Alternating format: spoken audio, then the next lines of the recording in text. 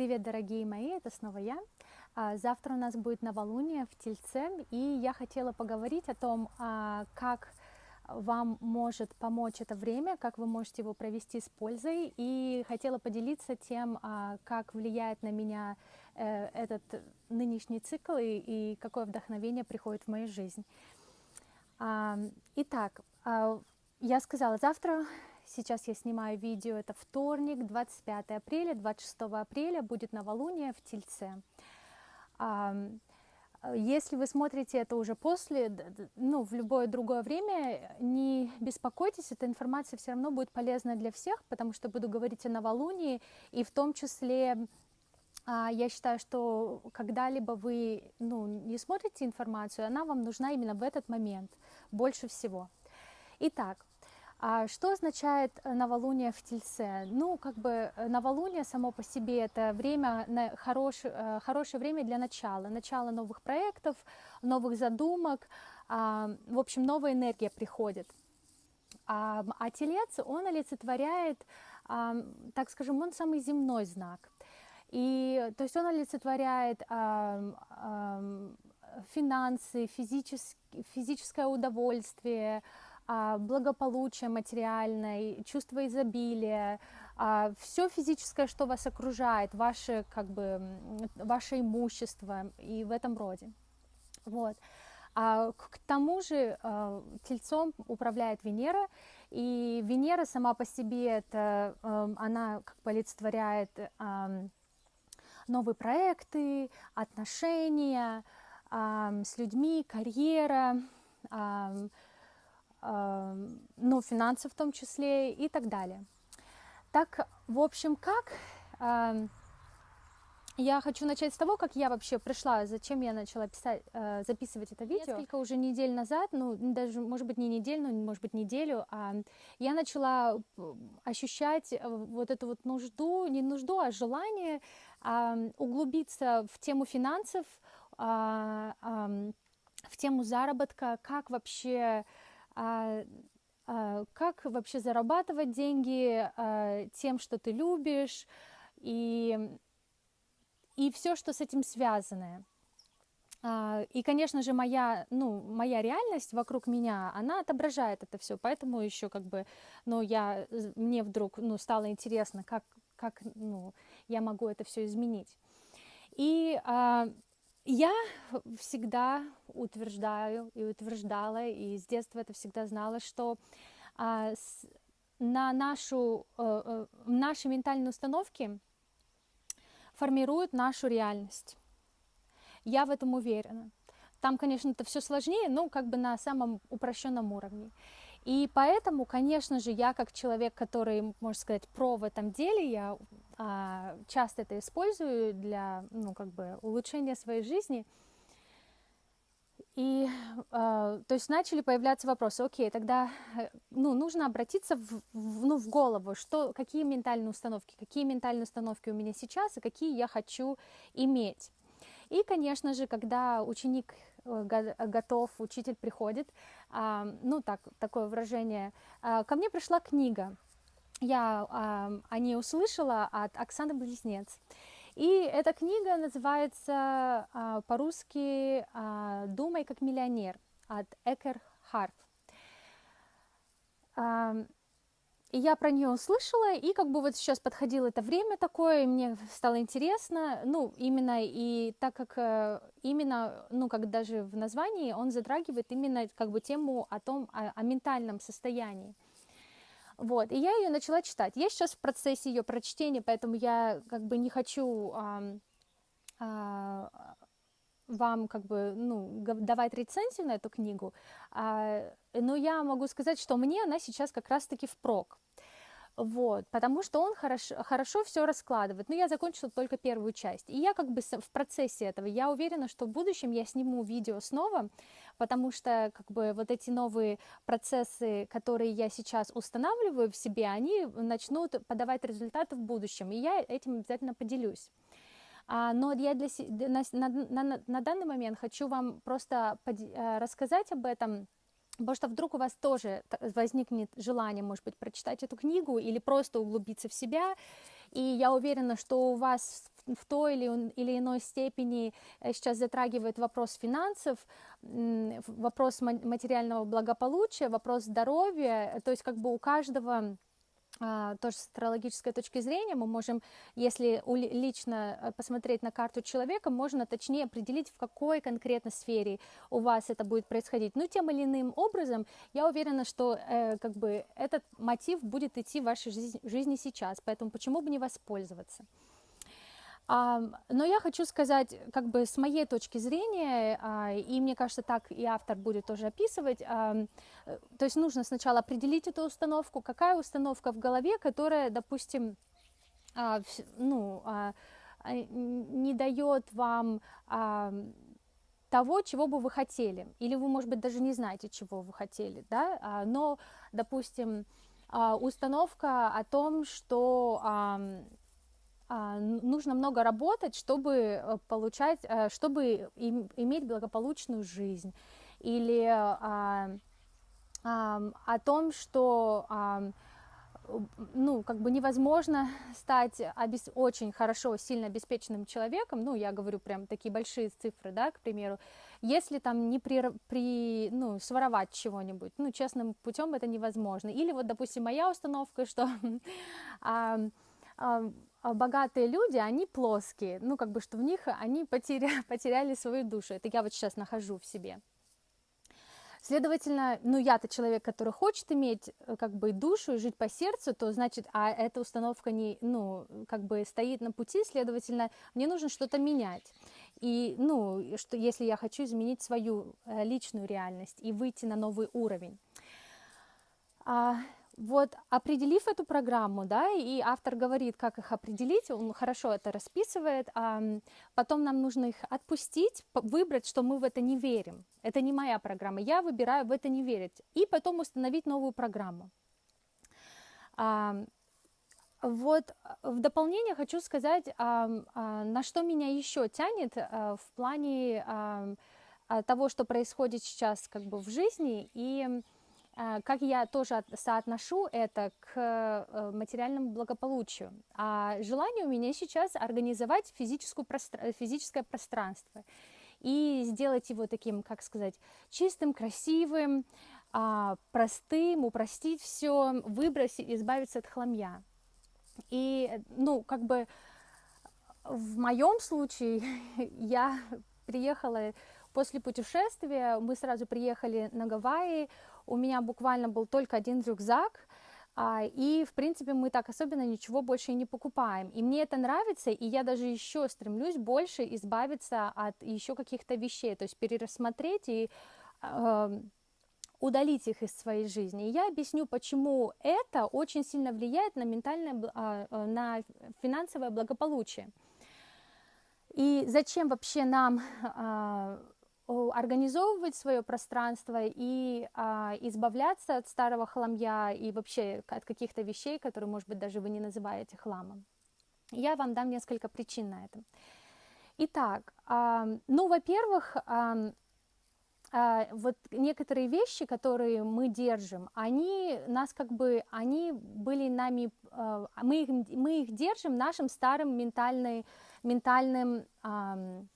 состоянием. То есть, допустим, ну я приведу пример, допустим, какая-то рваная одежда, носочки разорванные, которые вы там зашиваете, или что-то вот, что вам вроде, ну, как бы не очень нравится и вроде не очень-то хорошего качества, ну, как бы, ну, не выкидывать же, да, ну, вот, как бы, вот подумайте, если бы вы были миллионером, не, лучше даже, чтобы другой человек миллионер, он бы вообще так думал, то есть, как бы, ну, как бы, понятно, ответ понятен, и я утверждаю, что вот эти моменты наши, они приходят из головы. Это не так, что вот если бы я стала миллионером, я потом выбросила все носки. Нет, так не работает.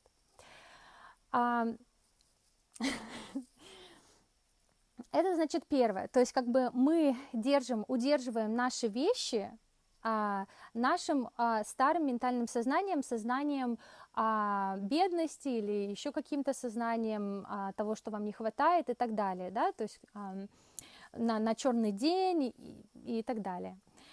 Далее, когда у нас много вещей и у нас беспорядок всегда возникает в доме, потому что когда много вещей, ну, невозможно, чтобы беспорядок не возникал. То есть нам приходится это постоянно убирать или же не убирать.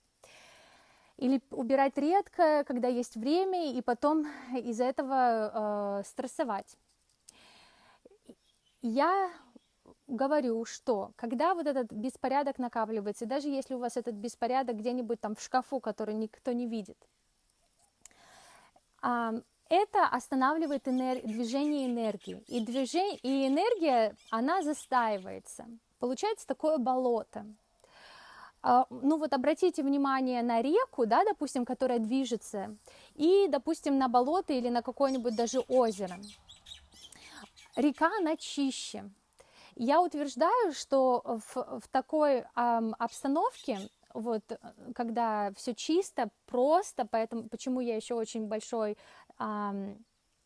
сторонник минимализма, потому что в такой атмосфере есть чистая энергия, и вибрации более высокие. Что приводит, если вы находитесь в атмосфере низких вибраций?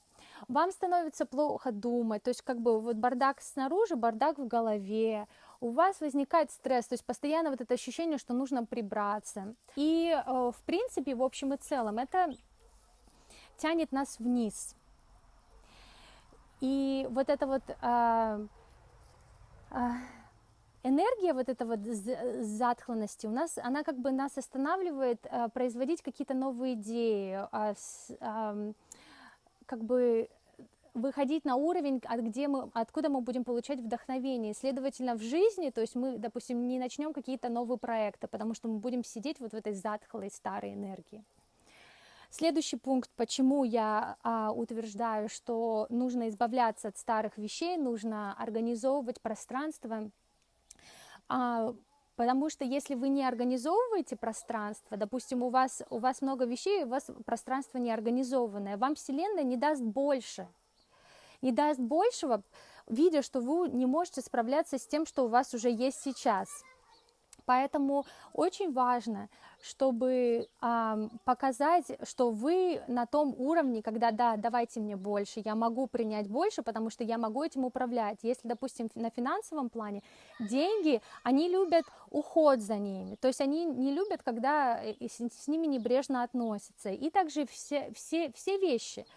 Ну, даже, допустим, если у вас есть ребенок или если у вас есть муж, они не любят, если вы не обращаете на них внимания, правильно? Вы должны им давать любовь, давать тепло. А если у вас так много всего, так много всяких вещей, вы даже про них не помните, и вы им не даете ничего, то как бы, ну, это несправедливо и по отношению к вещам, и по отношению к вам. Hi. Я извиняюсь, мне нужно было найти более тихое место. Я хочу продолжить. Последний пункт, который я хочу предоставить для вашего размышления, это то, что мы затрачиваем энергию на удержание каких-то вещей. То есть тот факт того, что у вас есть что-то, предполагает, что вы тратите на это свою энергию, чтобы это удерживать. Поэтому, если вы не хотите иметь просто много барахла и вы, допустим, готовы с этим распроститься, у вас останется больше свободной энергии, которую вы можете использовать на удержание чего-то другого, чего-то нового. Это уже будет ваш выбор, в какую пользу вы это сделаете. То есть вы можете избавиться от одного хлама и потом пойти на следующий же день приобрести много всего ненужного, опять же, ну, как бы, просто захватив это в свои объятия, но в то же время это вам не принесет пользы. А также вы можете оставить эту освободившуюся энергию на завоевание чего-то более интересного, от чего у вас будут расти крылья. И я для этого хочу привести свой пример из жизни.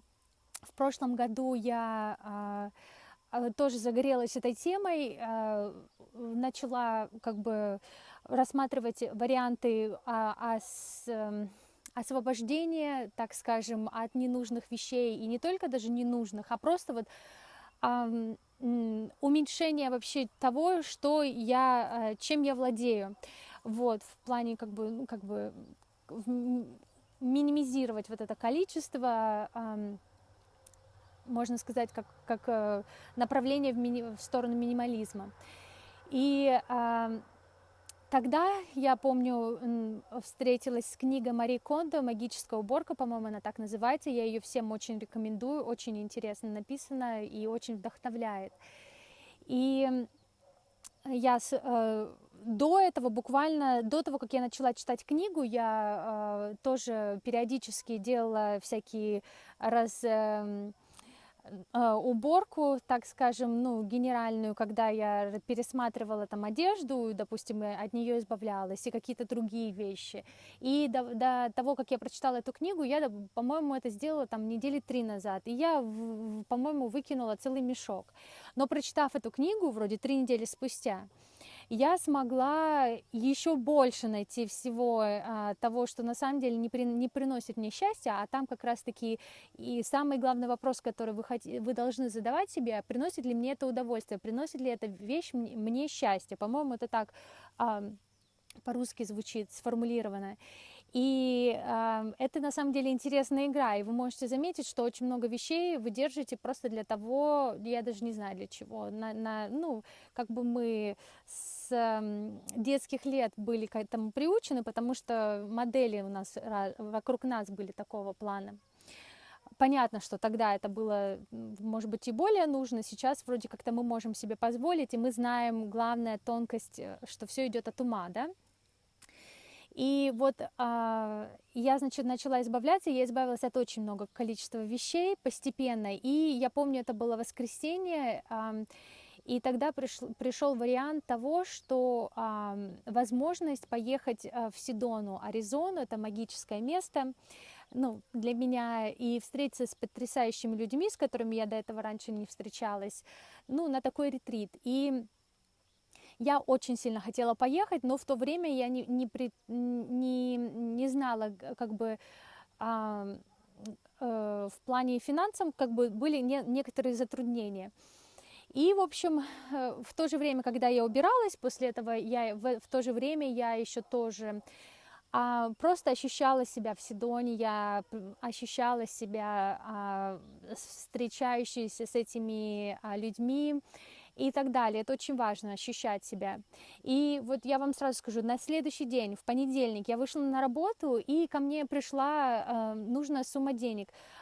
Я тогда я была повышена на другую роль несколько месяцев до этого назад, но они мне не начали выплачивать вот эту новую зарплату. И вот эту разницу в зарплате я получила на следующий день, хотя я думала, что они уже про это и забыли. Вот. И мне не пришлось им ни напоминать, ни говорить.